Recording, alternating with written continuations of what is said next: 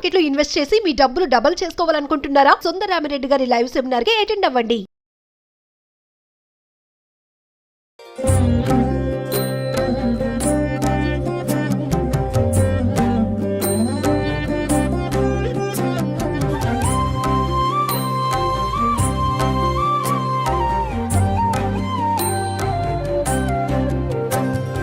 శ్రీరూపిణీ దేవి భువనైకపాలిని బాలాంబికా నీకు వందనములు.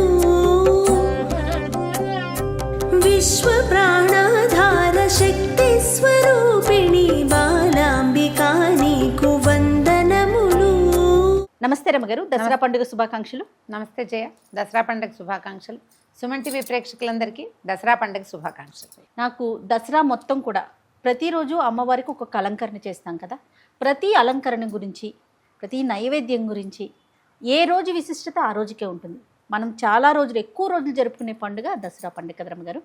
ఒక్కొక్క రోజు విశిష్టత ఒక్కొక్క రోజు ఒక్కొక్క వీడియో రూపంలో మనం ప్రేక్షకులకు అందిద్దామండి. అలాగే సో అందులో భాగంగా మొదటి రోజు ఈరోజు అమ్మవారికి అలంకరణ, నైవేద్యం, పూజ మొత్తం పూర్తి వివరాలు ఒక్కసారి అందిద్దామండి.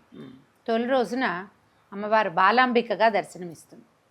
అయితే మనకి నవదుర్గా స్వరూపాలలో పూజించే విధానం ఒకటి కనపడుతుంది. అమ్మవారి అవతార విశేషాలతోటి, ప్రత్యేకంగా అవతారాలతోటి పూజించే విధానం ఒకటి కనపడుతుంది. శ్రీశైలం దేవస్థానంలో అయితే నవదుర్గా పూజ చేస్తారు. వారు శైలపుత్రికి ఇవాళ అలంకారం చేస్తారు. మనం విజయవాడ కనకదుర్గ అమ్మవారి దేవస్థానాన్ని ఫాలో అవుతాం.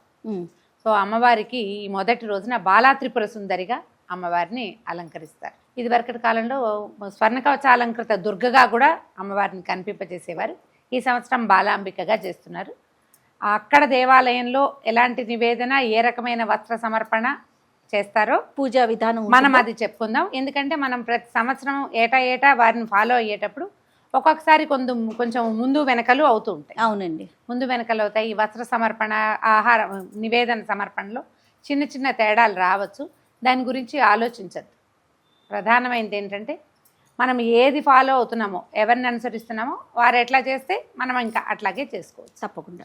అయితే ఈ బాలాంబికగా చెప్పబడే అమ్మవారు ఎప్పుడు నిత్యము 9 సంవత్సరాల వయసున్న కన్యకగానే దర్శనమిస్తుంది. మనకి లలితా సహస్రనామంలో ప్రత్యేకంగా అమ్మవారికి పేరుంది. ఆమె యుద్ధం చేసి కొంతమందిని సంహరించిందట. ఈ 9 ఏళ్ల వయసు బాలిక కొంతమంది రాక్షసుల్ని సంహరించింది. అప్పుడు ఈ అమ్మవారు సంతోషించింది. బాలా విక్రమనందిత అంటారు. ఆ అమ్మాయి, ఆ పాప చేసినటువంటి యుద్ధాన్ని చూసి అమ్మవారి పెద్ద తల్లి, అమ్మవారి పెద్ద అమ్మవారు చాలా సంతోషించింది అనమాట. ఇప్పుడు అమ్మవారు ఆమె కదా ఈ స్వరూపంలో ఎందుకుందంటే, మనకి యుద్ధం జరిగినప్పుడు అమ్మవారు తన తాలూకు అన్ని శక్తుల స్వరూపాలతోటి విడివిడిగా దర్శనమిచ్చిందని చెప్తారు. ఆ వేరుగా ఇచ్చిన దర్శనాలలో బాలాంబిక దర్శనం ప్రధానమైంది. అయితే ఈ బాలా మంత్రం చాలా విశేషమైన మంత్రంగా చెప్తారు. ఒక 9 ఏళ్ల బాలిక చక్కగా ఒక జడ ముందుకు వేసుకుని లంగా జాకెట్టు లాగా, అంటే ఒక పరికిని ఉపరి వస్త్రం చీర కట్టుకున్నట్టుగా కనపడదు. 9 ఏళ్ల బాలిక ఎలాంటి వస్త్రధారణలో ఉంటుందో అంతే, అదే వస్త్రధారణ అంతే. అట్లా చక్కగా పద్మాసనంలో కూర్చుని పుస్తకము, తర్వాత అక్షమాల అవి ధరించి 4 చేతులతోటి, ఒకటి వరముద్ర అంటే ఇట్లా అభయం ఇస్తున్నట్టు, లేదా అప్పుడప్పుడు ఇలా కూడా కనపడుతుంది, వరాలు ఇస్తున్నట్టు అభయం ఇస్తున్నట్టు ఒకటి. తర్వాత ఒక పువ్వు పట్టుకుంటూ, చిన్నపిల్ల కదా, అవునవును, ఒక పువ్వు పట్టుకుని హేళగా ఆయుధాలు లేవు ఆమెకి, ఆభరణాలు తప్ప ఆయుధం లేని ఒక ప్రత్యేకమైన స్వరూపంలో కనిపిస్తుంది. అయితే ఈ అమ్మవారి ఆరాధనతోటి మనకి విశేషంగా జ్ఞానం కలుగుతుందని చెప్తారు. ఎవరికైతే విద్య కావాలో, అంటే సాధారణంగా మనం ఉద్యోగాలు వచ్చే విద్య కాదు, అధ్యాత్మ విద్య, మనం అమ్మని గురించి తెలుసుకోవాలంటే మొదట ఆశ్రయించవలసిన శక్తి బాలాంబికే. అయితే ఈ బాలా స్వరూపాన్ని మనకి విజయవాడలో అమ్మవారిని చేసినప్పుడు ఆరెంజ్ కలర్, అంటే ఇప్పుడు మనం ధరించినటువంటి కాషాయ వస్త్రధారణ చేయిస్తారు. ఆరెంజ్ కలర్ వస్త్రాన్ని సమర్పించవచ్చు. మీరు ఏ ముత్తైదుకైనా తాంబూలం ఇచ్చేటప్పుడు ఈ మొదటి రోజున అన్ని నారింజ రంగు, ఆరెంజ్ అంటే నారింజ రంగు కదా, కాషాయ వర్ణం అని కూడా చెప్పుకోవచ్చు. ఇందులో 2-3 అటు ఇటు లైటర్ డార్కర్ షేడ్స్, కొన్ని ముదురు రంగులు, కొన్ని లేత రంగుల్లోటి ఈ రంగులున్న వస్త్రాన్ని సమర్పించవచ్చు. ఈ రంగు గాజులనే మనం అమ్మవారికి సమర్పించాలి. తర్వాత ఎవరికైనా ముత్తైదువులకి ఇచ్చేటప్పుడు చేయొచ్చు. అయితే మనకి ఇందులో కుమారి పూజ ఒక విశేషంగా కనపడుతుంది దసరాల్లో. ఈ తొలి రోజున రోజుకు ఒక్కొక్క వయసున్న పిల్లల్ని అర్చన చేసే విధానం కూడా కనిపిస్తుంది. ఈ మొదటి రోజున 2 సంవత్సరాలు నిండిన బాలిని కుమారి అంటారు. 2 ఏళ్ళు నిండితే పాపాయి చాలు.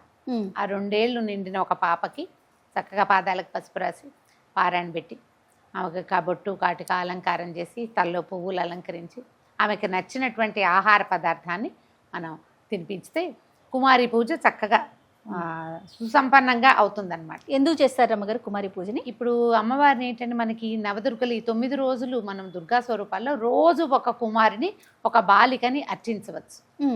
ఇది మామూలుగా దసరాల్లోనే ఇది ఒక ప్రత్యేకమైన విధానం. మనకి సంవత్సరం మొత్తంలో ఇంకా 3 నవరాత్రులు వస్తాయా? అవును. ఏ నవరాత్రుల్లోనూ ఈ రకమైన కుమారి పూజ లేదు. స్త్రీ శక్తిని గౌరవించటం, బాలికని గౌరవించటం, దానికోసమని ఇప్పుడు ఈ 9 రోజులు మనం ఈ ఇప్పుడు అమ్మవారిని చేసుకోవడం కూడా విశేషంగా కనపడుతుంది. ఆమె రోజుకొక స్వరూపంలో కనపడి చివరి రోజున ఏం చేసింది, మహిషాసుర మర్దినిగా ఎంతో మంది రాక్షసుల్ని వరుసగా చంపుకుంటూ వచ్చి చివర అసలు ప్రపంచానికి శత్రువైన మహిషాసురుణ్ణి కూడా సంహరించి. మహిషాసురుడు అనగానే మనకి ఒక గేదె లాంటి స్వరూపం ఒకటి తెలుస్తోంది కదా. మహిషము అంటే దున్నపోతు. మనుషుల్లోనే ఈ రకమైన పశు ప్రవృత్తి ఉంటుంది, దాన్ని సంహరించాలి. ఆ పశు ప్రవృత్తిని సంహరించడమే మహిషాసుర మర్దిని అవతారం యొక్క విశేషం. మరి ఇన్ని రోజులు ఈమె స్త్రీ స్వరూపంలోనే దర్శనమిచ్చింది వీళ్ళందరికీ, ప్రపంచానికి. మరి దానికి ప్రతీకగానే మనం బాలికల్ని పూజించడం ఉంటుంది. ఈ బాలికలు కూడా మళ్ళీ 16, 18 పెద్ద పిల్లలు కాకుండా 2 నుంచి 9 ఏళ్ల వయసు. ఒక్కొక్క రోజు బాలికకు ఒక్కొక్క పేరు చొప్పున ఉంటుంది. వాళ్ళ మొదటి రోజున కదా, మొదటి రోజు అమ్మాయిని కుమారి అని చెప్తారు. 2 సంవత్సరాలు నిండి 3వ ఏడు వస్తే చాలు. 2 ఏళ్ళు నిండితే మనం ఏదైనా ఒక పళ్ళెంలో ఒక పదార్థం పెడితే ఆ పదార్థాన్ని తీసుకుని తింటుంది. అంత సరిపోతుంది. చక్కగా కూర్చుంటుంది, పాదాలకు పసుపు రాయించుకుంటుంది, బొట్టు పెట్టించుకుంటుంది. అంత లోపల పిల్లలకి తెలియదు. ఇప్పటికీ అలంకరణ మీద కూడా ఆసక్తి వస్తుంది.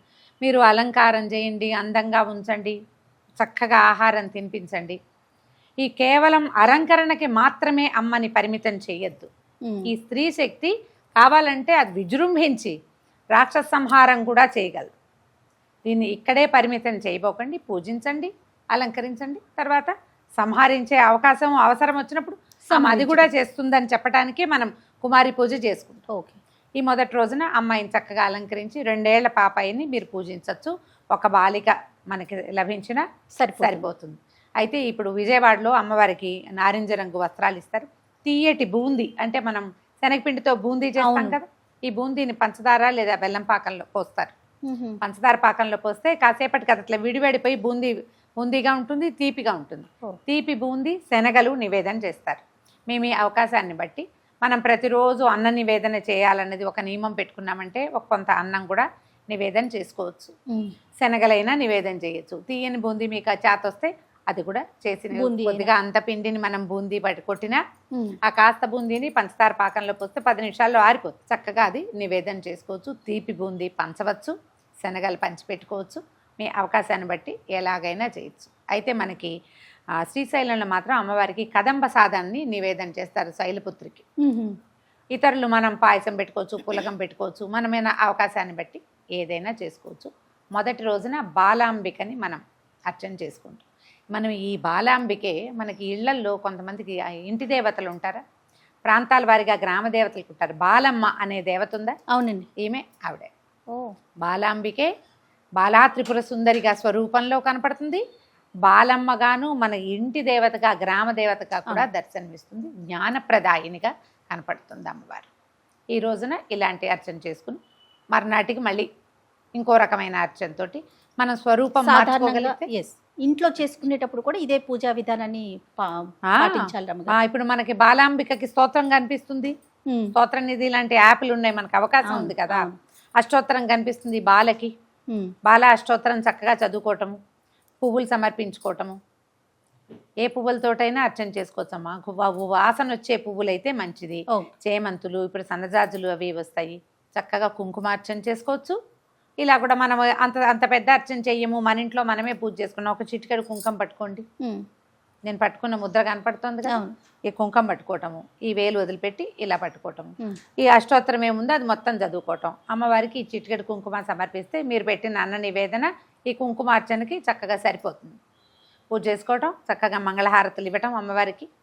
మన ఇంటికి ఎవరైనా ముత్తైదు వస్తే ఎవ్వరు వచ్చినా ఆడపిల్లలు ఈ 2 ఏళ్ల పిల్లకే పెడతామని 5-6 ఏళ్ల పాప వస్తే ఆమెకు వదిలేయిపోకండి. ఓ ఎవరికైనా చక్కగా బొట్టు పసుపు ఇచ్చి ఏదో ఒక కలిగినంత తాంబూలం ఇచ్చి ఈ 9 రోజులు ఈ ప్రకృతి శక్తి అమ్మవారు ఈ బాగా విశదంగా మనకి దీంట్లో ఉంటుంది, వాతావరణంలో ఉంటుంది.